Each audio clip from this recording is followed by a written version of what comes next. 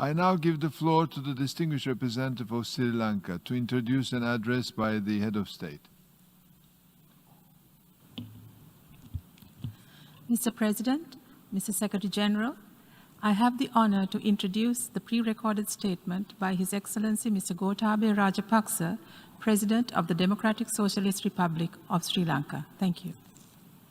Mr. President, Mr. Secretary General, Excellencies, Ayubowan, Your Excellency Volkan Bozkir, I congratulate you on being elected as the President of the 75th session of the General Assembly.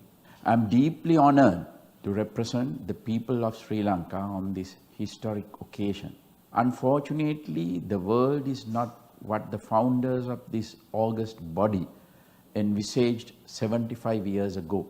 The world is plagued by the unprecedented COVID-19 pandemic, which has jeopardized our economies, health systems, and indeed our societies just within a few months.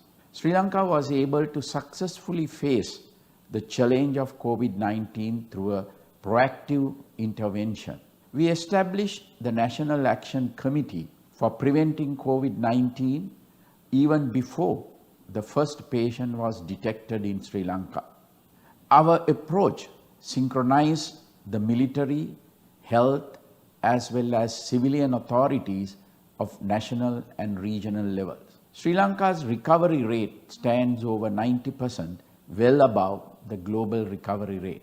Our success story owes much to our reliance upon tracing and quarantine, which was our greatest strength. Sri Lanka has not reported a single case arising within the local society for over a month now.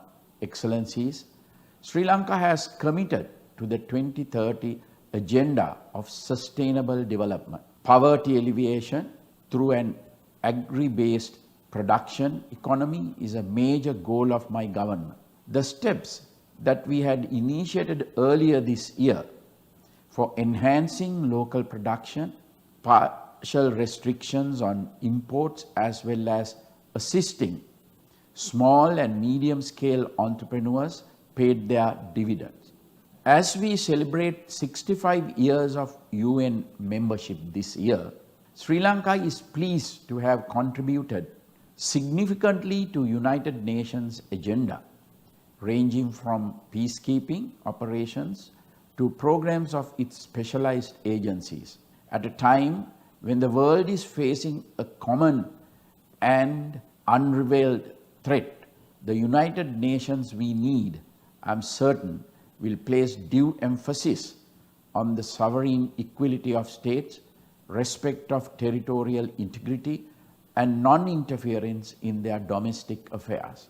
Excellencies, I firmly believe that partnerships fostered between member states and the UN continues at their best when no country is held hostage to the interest of a few. Sri Lanka is hopeful that we of the United Nations would rededicate ourselves in efforts to strengthen this great institution to ensure the future we want. We owe our people and future generations no less. Thank you. I wish to thank the President of the Democratic Socialist Republic of Sri Lanka,